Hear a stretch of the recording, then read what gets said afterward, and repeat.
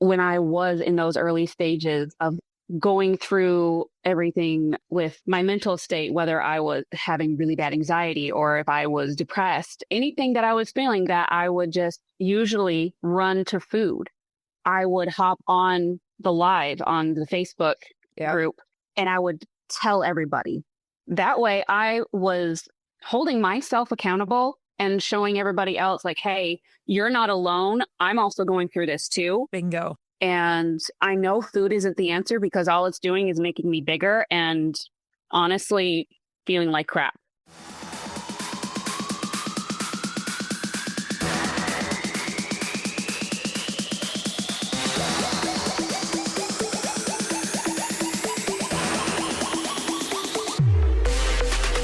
Welcome to the Bomb Life Podcast, where fitness, mindset, and real talk collide. This isn't just about workouts. It's about transforming your body, mind, and life. Get ready for unfiltered conversations, expert advice, and the motivation you need to level up in every way.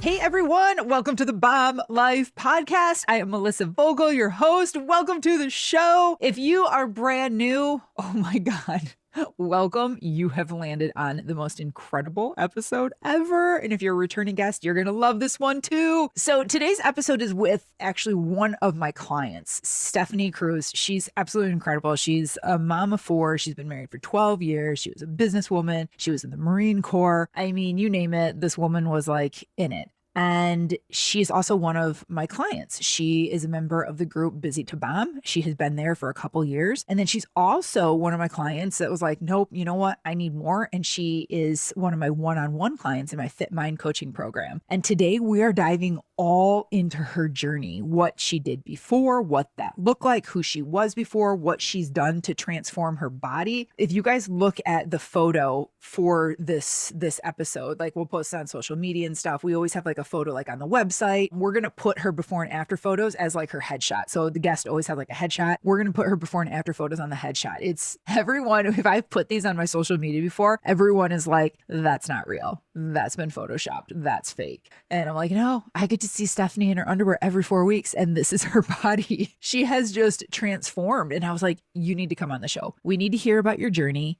I want to learn even more about you and talk about like what those biggest aha moments were for you. And we're still in January. So I was like, I really want to get this done and get this out while we're still in this like new fresh month of 2026. 2025 was her year. Like, oh my God, did Stephanie ever change in 2025? And she's honest, like about it wasn't easy. And Stephanie has gone through so much while transforming her body and while transitioning into this new person. And when you can hear real life stories, like I can sit here on the mic and tell you all stories that I want. And it's like, oh, sure. Yeah, whatever. But when you can hear from someone that's living it, breathing it, and doing it, it just hits different. It just speaks to you different. Stephanie hasn't been on the podcast before. So not only, did it take some balls to even get on here and come on, I kind of threw this at her last minute too. And I kind of like operating like that because then people don't get a chance to like freak out or like overthink things. And the conversation is just absolutely perfect.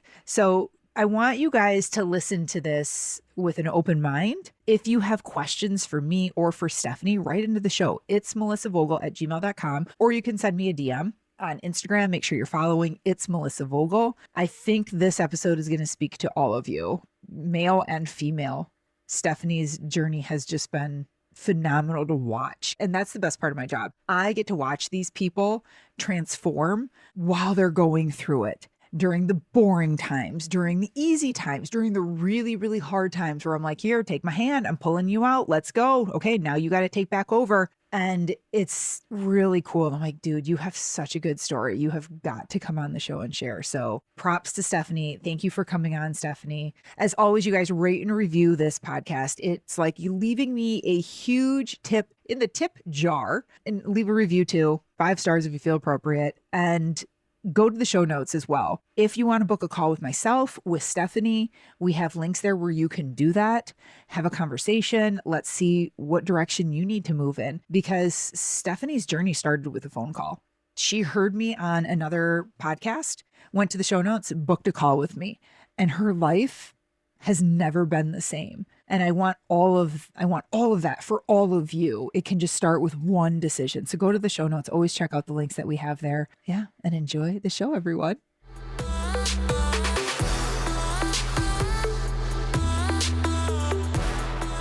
Hey everyone, welcome to the Bomb Life podcast. Today we have Stephanie Cruz on. Welcome to the show, Stephanie. Hi, I'm so glad to be here. I'm excited that you're here too. You guys, I have been wanting to have this chick on for the longest time. You already heard in my intro that she is a client and she is someone that is just kicking ass and taking names. And in 2025, it was like your biggest year ever. Like, absolutely. Oh my God, so much change happened for you this year. It's amazing. And I love how much it's going to set the pace for 2026 for you too. Oh, I'm so ready for it. Bring it on. Now, Stephanie, you've done so many different things like already, and you're so young too. I mean, like you're a mom of 4. You've been married for 12 years. You've been a business owner. You were in the Marines. I mean, you've done in the Marines. I should Marine Corps, right? That's how we say it. Okay, thank you. I mean, you've already lived such a full life. And before coming to Busy to Bomb, because that's how we originally met, you had found me and joined there. I mean, you had already so much experience in all different areas. And the transition and the transformation that I've seen, and I say transition because you really have not just transformed into a different person, like you have literally transitioned into like a new life. Oh, absolutely. It's been insane to watch you guys. Like it's the best part of my job too. And the coaching side and what I do, it's so cool to watch people literally transition into a new human. And then you just transform everything around you. This journey started for you though, like a long time ago. Like I think, you know, your eating and exercise and everything. And you've realized this too along the way of how much our childhood, our teenage years mold us into who we are today. And I know that's been a big thing for you of like learning how much that impacts how you think today, like what little Stephanie or teenage Stephanie impacts you today. But tell me, like, can you give me a snapshot of your life, you know, before meeting me and joining Busy to Bomb? Yeah. So, I mean, in the very beginning, I started all over different continents. I mean, I was a military brat, so I didn't grow up in one stable position. We went from California to Washington to Spain to Florida and then finally New York. But I didn't really get settled down somewhere until I was probably like 11. And that was the first thing I was able. Yeah. That's crazy. Yeah. And then you joined yourself. So my parents were in the Navy. Okay. My dad was in the Navy. My mom was in the Navy. I joined the Marine Corps. Okay. Were they okay with that? Oh, absolutely. They were like, yeah, she's a badass. So what pushed you to drive the Marine Corps back then? Honestly, it's not like some great like aha moment of why I joined the Marine Corps. If I'm being completely honest, it's just because I didn't know what I wanted to do for college and I didn't want to waste my money on not knowing what I wanted to do. So I was like, you know what? I'll go and use my time wisely and start making a life for myself and just join the military. And I've always been an all or nothing person. So I just went for the hardest branch. Were you in shape before joining? Like, what did your physical body look like then? What was your fitness then? So, I mean, I wasn't really, in my mind, I thought I was fat. And I always threw the F word around in my head. Oh my goodness, I'm so fat. But I mean, honestly, being the size that I was fit in the sense that I didn't have an excessive amount of body fat on me. I just wasn't as strength-wise fit. We mostly did more like running and cycling, just a lot of cardio kind of things. There wasn't really any kind of focus on strength training. I didn't grow up with my parents really ever going to the gym and working out. So it wasn't like a normal part of your life? No. And isn't that funny? Because like now it's like, I don't live unless I work out. Yeah, Like, my life surrounds it. right. Would you say that you're stronger now than you were then, like in your Oh, 20s, late teens? absolutely. Isn't that Yes. so I cool? mean, I could probably run a little bit better then, but Yeah. I'm definitely way strong. I'm stronger in ways that are more important to me. Yeah, that's what's important. So, okay, in the military, got out. Why did you leave? How did that career end? So I did just one tour. I did 4 years of active duty. Okay. And when I had gotten out, I was only 4 months postpartum with my first. So I'm 22 at this point and have my first kid. After I had him and then I had to go back to work for that little bit, I realized like I don't want to be working while someone else is raising my child. I want to be home and stay with my kids. So that's what prompted me to not reenlist into the military. And as it so happens, my husband and I were actually getting out the same month. It was just meant to be. And you guys met in the military Yes, yes, we did. and got married while you were both Yes, like active. against everybody's wishes, by the way, like all of the higher ups, the master sergeant, the first sergeant, all of the officers, they're like, you shouldn't get married, not as a lance corporal, because you're just going to end up being a divorce and be part of the statistics. It's like, okay, And you still did it. thank you. I still did it. What was our deciding factor was he actually was deployed to Afghanistan in May Mhm. of 2013. And then he came back in November of 2013, and he had proposed to me back in May. We were using it as a test run to see if him and I would be able to stay committed to each other Yeah. for that whole 6 months apart. And when he got back, we actually ended up getting married months sooner than we originally planned. Oh, We had planned it for February of 2014. I had already had like the dress picked out. I had the venue picked out. I had everything planned. And when he came home 2 weeks later, I went home with him and we got married at the courthouse. oh, really? And then did you have like a wedding after or something? Yeah, we kept the wedding date and all this stuff, and everybody came for like the ceremony and all that, but we were already legally married by that time. Yeah. Okay, so I have to say, like, when people hear that you have a military background and experience, a lot of people automatically go, oh, well, that's why she has this discipline. That's why she's fit now. That's why it worked for her in Busy to Bomb.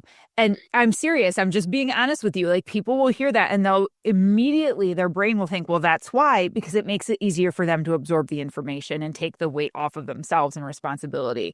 So if we fast forward, because I know you're probably laughing at that going, oh, little do they know, where were you from like when you got out, had first baby to honestly till we met? What happened to your body and your fitness? And I mean, did you stay this badass Marine while you had all these babies and stay fit? Oh my gosh, it was a complete journey. Let me tell you what. I mean, after I had my first kid, I had no idea what health and fitness truly was. The military actually doesn't do a good job of teaching you any of that. I was always considered overweight. I was always in the fat body program. So I was working out probably like about 5 hours a day, eating maybe 1,200 calories. I was not, it wasn't good. I would starve myself, sit in a sauna, try and make weigh-in. I had no healthy habits beforehand, and this was just to appease the people in the military. Right. They weren't actually teaching you how to be healthy. And then So on your own, trying to figure that out. And that's your experience you have with being fit, Yes. healthy, and a badass. yes, Good Lord. that was my experience. So then I had my first son, and I didn't really have to worry about getting all the way back down to weight because you have 6 months after you have a kid. But I was still like just out there working my ass off, trying to get all of this weight off of me. Mm-hmm. Just walking outside in the heat with like a belly band on, trying to sweat it all off. That absolutely was not what I needed to do. Mm-hmm. So fast forward, now you have 4 kids. Yes. And they're all Now I have- pretty young. I mean, we're not talking like teenagers. So your life is still full. Before you came in, what was life looking like before you met me? Like, do you remember that like 6 months before we met? What was life like? Hectic. extremely hectic. There wasn't really a plan for anything. I definitely wasn't working out. I was working in a kitchen as a baker and a prep chef. And then I was working on my relationship with my husband because we were having some other issues over in that department. And the only thing that I knew how to do to take control for myself was to just run to some sort of food so I could feel something other than nothing. And with where I had lived at that moment, I was like walking distance from Dairy Queen. Oh, shit. So multiple times a week, it would be cheese curds and a blizzard. And I would go there and tell myself, oh, well, I'll just get a large of each of them and share it with the kids. Mm-hmm. Biggest lie I've ever told myself. Biggest lie. Yeah. It never turns out that way. Absolutely not. No. Mom, can I have a bite? Give him the tiniest bite. Right. This Yeah. was all for me. Well, and what kind of control did that offer too? You know, because everyone has marital issues and ups and downs and family and like, you know, all of that seeps in and impacts us. And a lot of it we don't have control over. We can't control other people. You know, we talk about that all the time. But having that food and being able to make that choice, that offers us control too. Yep. It offers us the control of when we can have our dopamine. Yeah. Mm-hmm. That's all it was. Yep. So before you called or before you booked a call, because that's how I would do it back then, like people would see me somewhere. Do you remember where you found me? Was it Facebook? I found you on Dr. Mindy Pell's podcast. Oh, yeah. That's right. You were her guest speaker. And then I clicked on the link to go to your website and I booked a call. That's right. I forgot about that. What made you book? Like, what was the biggest driving factor of like, I am over this. Like, I can't do this anymore. What was that like, I can't do this anymore for you? Oh my gosh. The biggest factor at that point of time was feeling like my hormones were just absolutely out of whack. I remember. And completely imbalanced. And they ended up being imbalanced once we finally got someone to listen to me. But I needed someone to be in my corner to help me navigate this. I knew that I needed to eat healthier. I knew that I needed to work out again. But I also knew that going back to Beachbody wasn't the answer. I knew that I would need a community to help keep me accountable of real people, not someone trying to sell me stuff. And you were you actively doing anything at that time? I think you already answered that. I think you said no, but were you like walking or doing Beachbody at that time? I wasn't doing Beachbody at that time. I would periodically be at the gym, but it was nothing consistent. If anything, I would walk a lot. I would probably get like 15,000 steps in a day. I mean, working on your feet all day in the kitchen, you get a lot of steps, but other than that, I would always feel just so exhausted by the end of the day. I didn't even want to go to the gym. What have you, because you mentioned Beachbody, like what else had you tried from that period of like when you got out to like when we met? Had you tried any shakes or pills or programs or anything? Because that speaks to people listening, because that's where a lot of people listening are at right now. They're trying something right now to see if that's the answer. I have tried the fat burning pills. All that did was give me heart palpitations. Yeah. I did Beachbody for the first 3 kids, and it worked then. Sure. In my 20s. It worked then. But I also didn't have all the other stressors that I had at this moment in life. Right. And with my 4th one, the only thing I had really started was just walking, because we had moved into a new town when she was 2 weeks old. My husband started a new job. So I'm 2 weeks postpartum with 4 kids, trying to get one set up for school. All 3 of the others have to stay at home while I'm trying to unpack the house, set it up. And it's only like a 12,000 square foot house for all 6 of us. Oh my God. No wonder you found me and you're like, help. Yeah. I don't know what I'm doing anymore. I'm lost. Okay. So we got on the phone and I'm like, yeah, you're fit. You need to come in and join. What was your experience in the beginning? Because Stephanie's story, you guys, kind of has like it's kind of got two parts to it because she became a client in our group setting, Busy to Bomb, where it's accountability. We're working together. We're all doing the same workouts on the app. We're meeting for team calls and yoga and like we're together. And then I also do the one-on-one coaching. And Stephanie, how long were you with us in Busy to Bomb before you jumped to the one-on-one coaching? Because I love these two parts of your journey because you had success. You were doing it. And Yep. recently, you had more success, which we call cracking the code.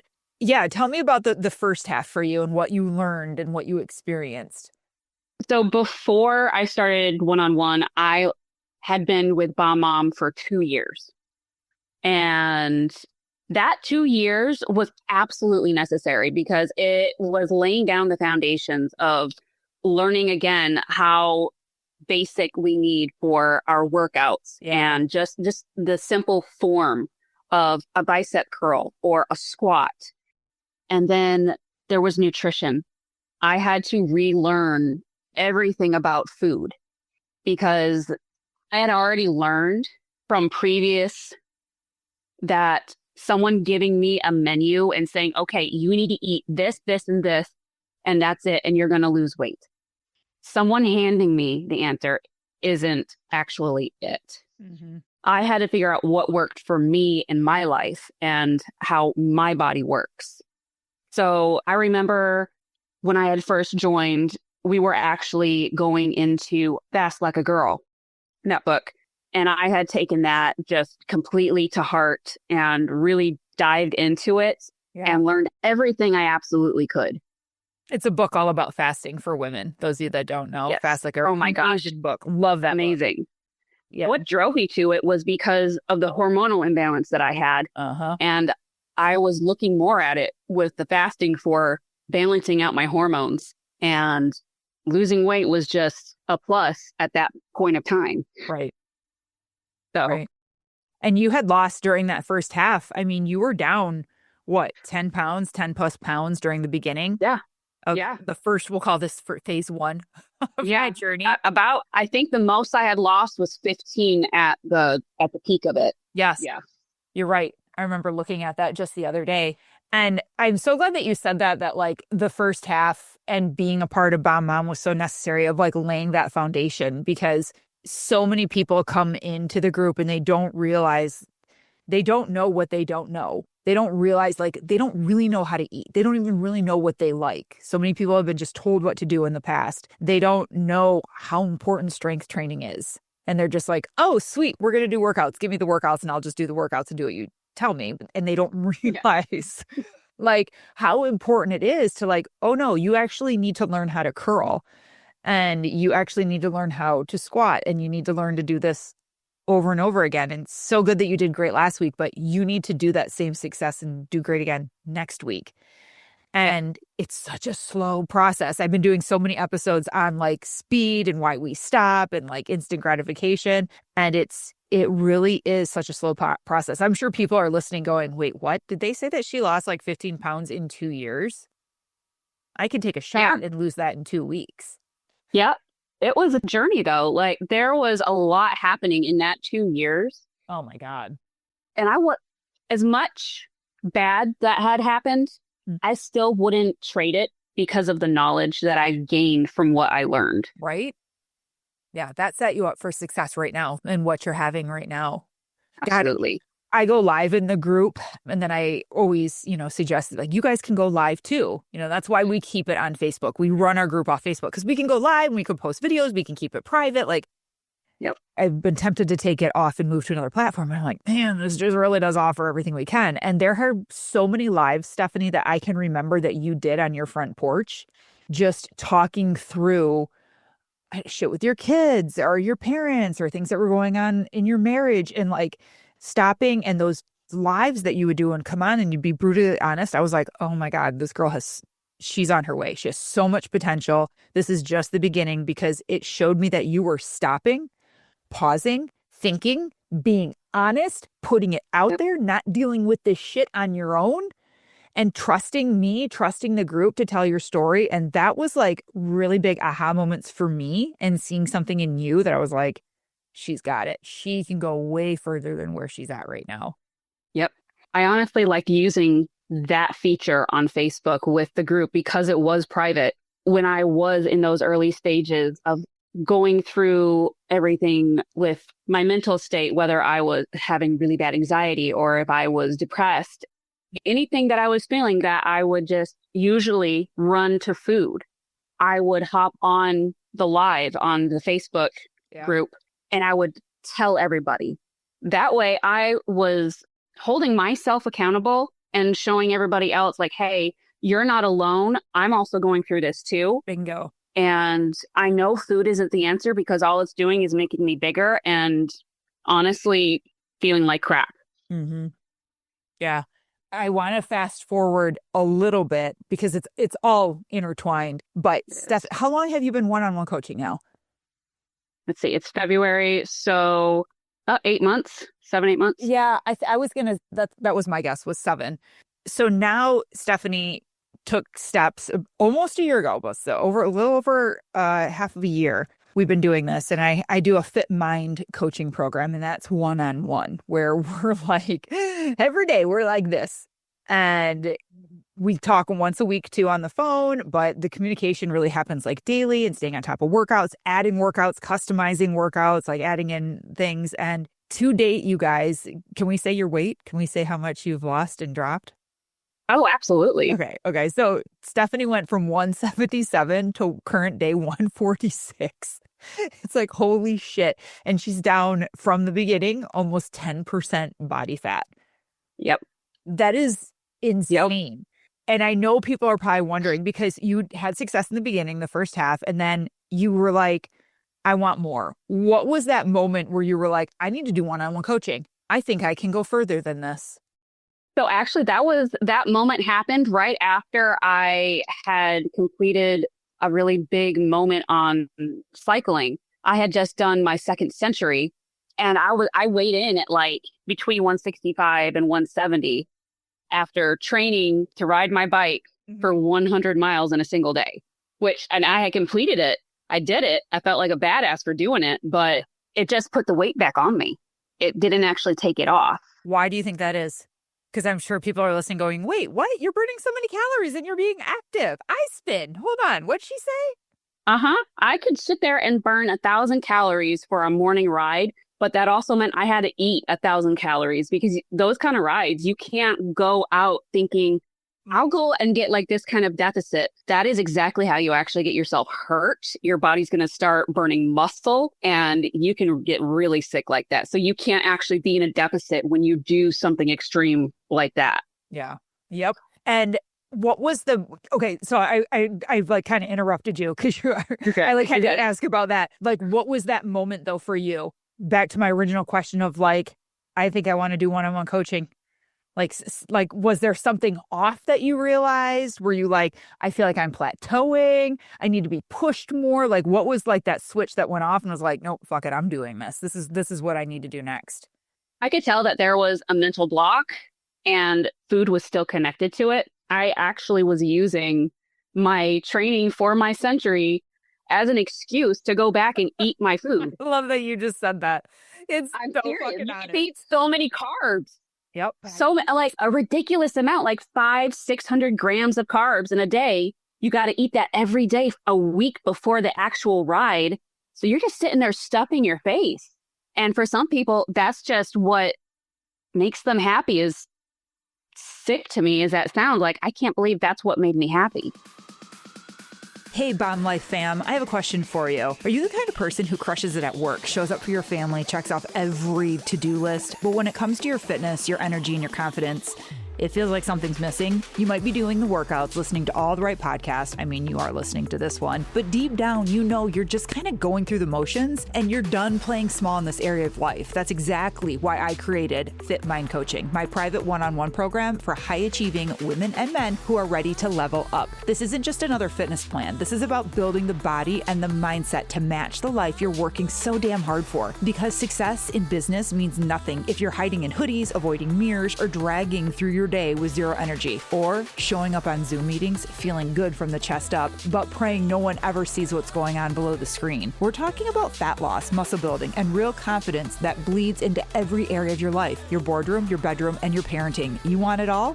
Good. You should have it all. Let's go. Click the link in the show notes and book your free call with me today. Let's build the strongest, most confident version of you inside and out. You're ready for more, and I'm ready to show you how. Back to the show. I remember that so clear. And you're right, you had like these goals, this was happening. And I remember noticing too, like there's a disconnect. There's more here that we're not uncovering. And then she's like, I'm doing this. And you're like, I'm going to find a way to pay for it. I'm going to like make this shit happen no matter what. And you did. And you have been one of the greatest like success stories. And I think that is because you stuck with it. You have gone through so many ups and downs with family and marriage and kids and things with school. And I mean, injuries, like you name it, it's been thrown at you, but you have found a way to keep going. You have continued to push that boulder no matter what. And that might have been need recovery. That might have been a good crying session. That might have been. Oh, geez. We learned to have crying sessions. It took a minute, but I learned. Well, it might have been too of like you going, oh shit, I just ate this, Melissa. And like having to be completely honest of those times. Didn't want to tell you. Weak. I mean, didn't want to tell me. Did not. I remember going on Boxer and saying, I don't want to tell you this because I'm disgusted with myself, but I'm going to tell you because we're doing one-on-one. And what's the point of paying for this if I'm not going to do the work? Yep. No more hiding. I want to see results, so I need to do the work. Yeah, you can't hide. When No. you're doing one-on-one, there's no hiding. And unfortunately, a lot of people aren't ready for that, and they may never be ready for that. But the changes that we made physically too with your workouts, talk about that. Talk about your workouts prior, what they looked like, how they felt, what you were doing. Like, what did they look like, and what did you really learn? So I'm a little bit opposite than most clientele. Yes, she is. I already know what you're going to say. Like I said, I'm very all or nothing. It's something we're working on. In my mind, it was always like, okay, she says here, 8 to 12 reps. All right, I've got a 50-pound dumbbell. We're going to do a sumo squat. I got 14 reps. Okay, that means I can go up in weight. And I would find myself all the way up to the 100-pound dumbbell, just going up and down. And when I actually stopped and took time to send Melissa a video or post it to the group, there was always one consistent thing that we were told. And when I slowed down, I couldn't lift that 100-pound dumbbell for as many reps. And I had to go back down and weight. And I actually found that when I stopped trying to push my body for as heavy of weight as possible that I could lift, and I slowed down and watched myself in the mirror in the contraction with the mind and muscle connection, I actually got better definition and growth in my muscles than when I was lifting the heavy stuff. Yep. So, and Stephanie's one of those people that I have to remind and give the notice all the time of like, just because you can doesn't mean you should, just because you're capable of it, because Stephanie's strong as fuck. You guys should see her legs, and she's got to really see her power recently too. Like, I think you've always known that you've been physically like muscular, strong, like in there. And now it gets to show, and now it gets to come out. But everyone thinks like, oh, well, I can do this much weight, or I can do these many reps, and it doesn't mean you should. And it always, again, it takes that pause when it comes to your weight training of like really asking yourself like, oh, well, I got through 14. Does that mean I need to go up? Does that mean I need to go down? Does that mean I need to slow down? And everyone just is so busy to just get, okay, well, that was a set. That was a set. I just did what it told me to do. And you were someone that really stopped and started to think about it and like, okay, what do I need to do to get the most out of this move? What is going to get me the results? Your gym journey has been really cool. And then I'm like, let's add another leg day in. Oh, I'm so happy we have 3 leg days now. Yeah, psycho. You're totally a psycho now. Like, who wants to do leg day 3 days in a row? What else did you realize on this journey with physical stuff, like in the weight room? What was another big thing for you? Because it's been such a massive part, how much time it takes. Talk about the conversation that we have in the group sometimes with other people that are like, I don't have time to do 2 hours. I would say the other thing I learned with the gym is the amount of time that it takes Yeah. to actually get those results every day. You mean like physical time, minutes Yes. in the gym? Your feet aren't in the gym? Yes. Yeah. Every single day, I'm in the gym a minimum, absolute minimum. And this being my shortest workout during the week is an hour and a half. Agreed. That's usually my lighter day. That's my day where like, oh, you know what? I'm going to end up needing to go and walk a little bit extra today because today's workout, we're not going to do as much, but we're going to absolutely kill it. We're going to sit there and we're going to contract those muscles. But typically my leg days, all three of them, they're always 2 hours long. Sometimes they get pushed up to 2 hours, 20 minutes. Mm-hmm.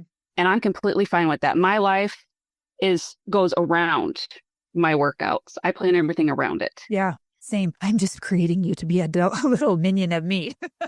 My evil plan is working. Oh, to be worse things. So how much time did you used to work out? Like say like more in the beginning of like when you started working out and you were going to the gym. How much time did you spend then? Do you remember compared to now? Like that period of time right before Bomb Mom? Yeah. And even in the beginning of Bomb Mom in that season. I would say probably about an hour, 45 minutes to an hour. Yeah. It's going to piss a lot of people off hearing you say that you work out minimum an hour and a half. You know how many people are going to like probably write into the show or listen to this and just be like, I don't have that time. That's not possible. Like, no, that's not right. It triggers people a lot. I just put out a reel. We talked about it on the team call. And I said, like, I love my 2 hours in the gym. It's my hot girl time. Like, it's my time being here and like my music. I'm not with kids. I don't have to do anything. It's my hot girl time. Like, I get to be hot during this time. Work on my hotness. They missed all the other parts. And the only thing people focused on was that I said I'm in the gym for 2 hours. On Facebook, I got a lot of comments. People were saying that like, that's really conceited. It's like, how can you possibly expect other people to do it? I'm like, what? You think I have time to go to the gym? Are you kidding me? I make the time. I don't have time to be here. It ends up coming down to how much are you willing to put into yourself? If you're not willing to put in that work, you're not going to get the results that you're asking for. Yeah. You want 90% results, but you're only going to put in 40%. You're honestly going to get 40% results, not 90. Mm-hmm. Yep. We can sit here and talk about gym stuff. Like you and I could probably talk about gym stuff for like hours. Probably. I want people to know the other biggest thing that helped you. And if you guys haven't listened before, you don't follow me on Instagram or whatever, I always use the term cracking the code. Because you can be doing and doing and doing things and get some results, but like you haven't cracked that code yet where your body just like starts to unleash and like you have a good weigh-in and you have another good one and then you stay the same, but then you have another one and trending numbers are down and then muscle is going up. And that's when you're like, that's when I cracked the code. There's so many other things that played into your journey with cracking the code. We can talk about working out. We can talk about nutrition, the food noise, things like that. What was the other biggest thing for you that like made that switch just flip and turn on beast mode, Stephanie? I don't know if everybody's going to understand this terminology, but working on little Stephanie and healing her was the biggest shift, and understanding why I do the things I do as a bad habit. Because before I wouldn't really think about why I did it. It was just automatic. I just did it. Oh, this happened. So now I need to do this. You don't think why. I wasn't stopping and thinking in those moments. And when Melissa and I would have those calls with one-on-one, those calls get real. So you better be ready if you're on them. There are a lot of tears on my calls. Yeah. I want to say like one of the big moments, and this was early on in our one-on-one, was we were talking about my food noise and figuring out like, okay, why are we running to food whenever there's conflict in either like between you and your parents or you and your husband, or your kids are just really getting under your skin that day. And it clicked. I don't know why, but it just automatically clicked for that moment. When I was small and growing up, when my parents would have a conflict, a disagreement, an argument, they weren't very loud, but you could tell they were disagreeing, and my mother was upset, we would go to Arby's or Burger King and we would go and just get fries and pies. We would get that little cardboard triangle of a Hershey's or Reese's pie, and then a large thing of fries. And then we would sit in the parking lot and we would eat that. And then as a kid, I'm just thinking, oh, mom's taking us out. We're going to go have some yummy food. Mm-hmm. You don't realize that your brain is actually making the connection subconsciously that, oh, there's conflict. The adult is saying food makes it better. And so when I grew up, without even realizing it, those connections were already made. Mm-hmm. I'll never forget that one phone call we had where I think you had eaten something, or I don't know. There was something there, and I was like, okay, why? This isn't like a weak moment. This is like, well, I was just hungry, or I'm on my period, I'm craving sugar. Like, where did this come from? What happened before that event? What were you feeling then? And I think that was the time where we made like the biggest connection of like, look at what food offers you. Look at what your brain has been trained to believe is true. Yep. This happens, someone's upset. This is going to comfort you. It's going to make it all better. This is a big fat Band-Aid that's going to like go on here. And then that happens to us as a kid and we don't think about it. And then it shows up. And this can happen too with people, I mean, with alcohol, with how they're triggered, how they respond to things, something that they learned as a child, and then it happens now and they fly off the handle because they were triggered, or they're like, well, I need this to go away, so I'm going to just turn to alcohol or drugs or getting high.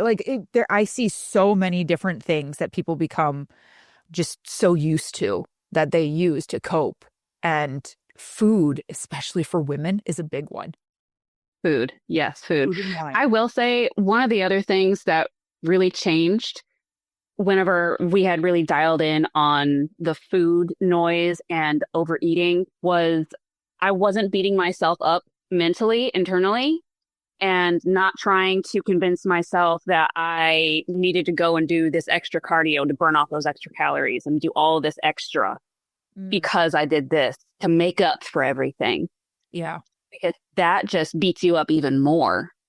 Mm-hmm. I have to bring this up too, because I don't want people to think that, I want to say the word cure. You don't ever really cure. I don't know if you ever completely heal from all of these things. I don't think that they ever go away. I mean, once something's like burned inside of you and as a child, like it's just who you are. And we always talk about the bus, right? We all have this bus. We're all driving it and there's all these different seats. And the 8-year-old Stephanie that's going to like fuck shit up and she runs up and gets in the driver's seat. We don't take her and kick her out. You know, we don't take her and throw her out the door. We just put her back in her seat because she's part of you. She's who made you today. And with that being said, I want everyone, because I'm very honest about my own journeys and my own mental health and me being in therapy and things that I've gone through. It's not that you cure it. It's not that it ever goes away, but you learn how to pause and not let what happened in your life drive your bus. That version of you, whatever age that is in the back seats of the bus, you stop and pause and you learn, okay, this person's the driver's seat. I'm going to take them. I'm going to remove them. I'm going to put adult me in there and I'm going to think about what just happened, because things are still going to bother you. Things are still going to trigger you. You know, that, like I said, it's burned in us. And that's one thing that you have just become so successful at, is like going, okay, hold on. This is what I'm feeling. This is the sadness I'm feeling. This is the happiness. This is like whatever that is for you. And you've learned how to pause and be like, okay, I want this. Oh, do I really want to do this? I really want to say this, but I'm not going to, because I know that it's 13-year-old me in the driver's seat right now.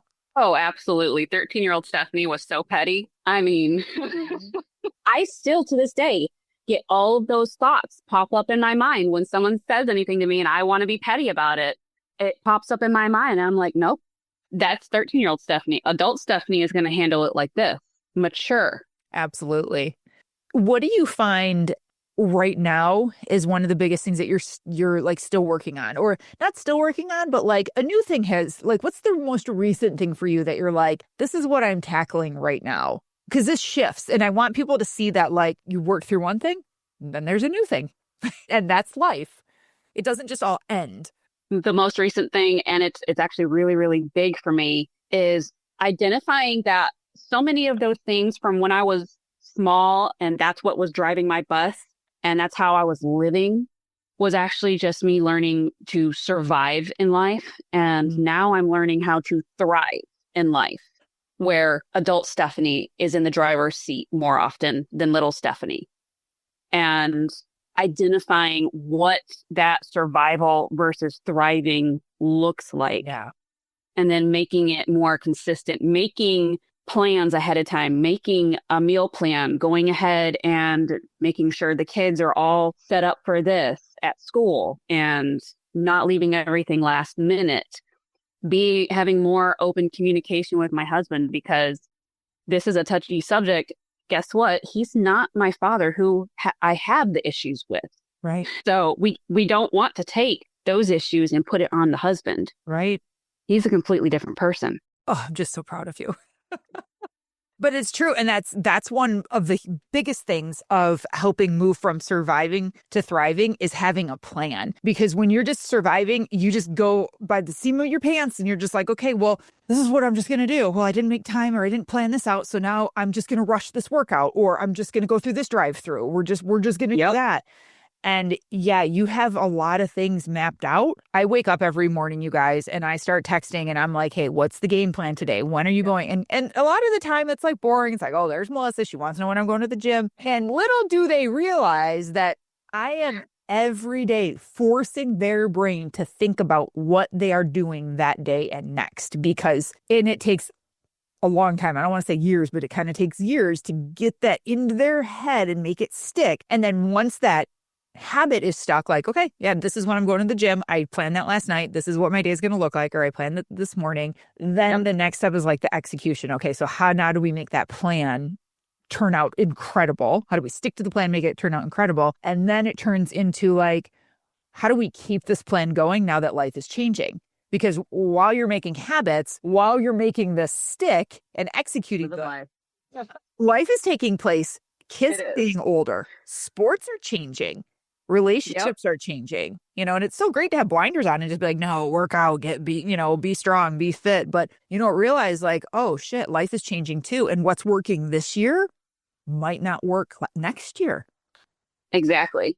Correct. So, man, I have, like we said in the beginning, like I have 4 kids and they're not older kids. I've got kids that are 5, 7, 8, and 10. So they're very, very close in age and they're best friends with each other, but they also love terrorizing each other. So it's definitely something you have to like just stay right on top of. Yeah. And this is my first year at all 4 of them going to public school. So I do now have, a little bit extra time, but I have found that whenever you have something so busy like that, whether it's a job or having just an excessive amount of time that you need to spend with the kids, have a backup plan for your workout. I have a backup plan every single day. If my first date or my first time for the gym doesn't work out, I always have a backup plan because it's not an option to not go to the gym unless I am physically ill. Mm-hmm. That's about the only time I don't go. It's so funny hearing you say that because I see that and I know that and I'm like, yes, that again, my evil plan is working. And it's so funny because like the person you were when you first joined, like that was not you. Like I think it's so important for people listening to understand that like this is a new you. You did not grow up like this. Just because you were in the military did not make you like this. You were not that disciplined as you are now. I had a very negative relationship with working out when it came with the military because they made it such a negative thing, telling me I was always overweight. And mind you, I had a 34-inch waist when they told me I was overweight. Unbelievable. Yeah. Yeah, you've come a long way. Again, I feel like we could just talk for hours about your journey and what you've learned and go back and forth. And we definitely have to have you on again, like because now that we know your journey and who you are, like, I think you should come back on again and we can talk about like what we see and what we can change. And I don't know, there's so many other topics that we can cover. But before you go, like, what's one thing that you would say to the person listening that maybe she's been listening for a while, maybe she is working out, got maybe some success, maybe she's lost 10 pounds too over the last several years or something, but she's not where she wants to be. She's listening going, yeah, I haven't figured out how to crack that code. I haven't figured out what would you say to her? Someone that's kind of like stuck and on the fence. I would say that you're only going to go as far as your worst habit allows you. So you can go to the gym and work out every single day, but if you feel like you deserve the treat every single day after the gym and you stop by, you get, let's say, like 3 cupcakes from a bakery every single day. Mm-hmm. You're only going to go so far. Yeah. Or alcohol. I get that a lot. People will be like, we just drink on Fridays and Saturdays. Okay. Do you have boundaries and walls around that? Sure. Do you know how much you're going to have? Sure. But that's your worst habit. You drink every week. You now use alcohol to chill out or relax or hang with your husband or, your wife. And it's not something that's helping you get better. Yep. I see that a lot with alcohol. It's like people's worst habit. I get it mostly, and I'm sure the listeners can pick up on this, is I personally did it mostly with food and sweet. And at the beginning of Bomb Mom, like I remember I would tell myself, oh, I did the 1 mile walk today and I got the workout in. So I think I can have my dessert tonight. And it was always like a Biscoff ice cream cone or something like that. And I was like, I just have one, that's it. But it was every night. Yeah. And so there's like 300 or 400 calories right there. I know. And when we're trying to cut, like we're literally looking at only 300 or 400 calories to make a difference. Yeah. It's not a crazy amount of calories we're cutting out. We still want to keep our muscle. Yeah. And when you look at it like that, of like, when we're making changes, like, okay, we need to create a little bit more of a deficit, or like, where do we need to tweak things? You're literally adjusting 300 calories at a time. That's one thing. That's one ice cream cone. Yeah. And people think like, it doesn't matter. It's just one thing. It's my one vice. It's like the only matters. And it does matter, especially if you're like really on your grind. If you're really like, no, I want to do this. And then once you get there, then you get to play with it and learn like what maintenance looks like and figure out, how do I keep these habits, muscle right here? This is where I like, and that's a whole other journey of learning how to maintain. Yep. So, Stephanie, it was so fun to have you on, and you definitely have to come back. Stephanie she's a big presence in our group and in our coaching. So if you guys get in there, you will see Stephanie, you will work with her. You've become such a major like pillar of the group and a leader. So we're so grateful to have you. And I know it's not easy, like coming on here and talking, and it's like, oh my God. Honestly, I'm happy to do it because I hope this reaches someone who is in the spot where I was and is getting this when they need it. Yeah. Yeah. I agree. Yeah. You're awesome. Well, everyone, please go to the show notes, check out the links. We're here to help. Book a call. You can talk with us, email into the show, and we'll definitely have Stephanie back on. So thank you again for coming on, Steph. I can't wait to see what the next chapter holds for you. Absolutely. Everyone stay safe, stay healthy. Until next time. The Bomb Life podcast is for informational and entertainment purposes only. The content shared here is not intended as medical, legal, or professional advice. Always consult with a qualified professional before making any health, fitness, financial, or legal decisions. The opinions shared on this podcast are personal experiences and insight. So if you need expert guidance, go find the right professional for you. Thanks for listening.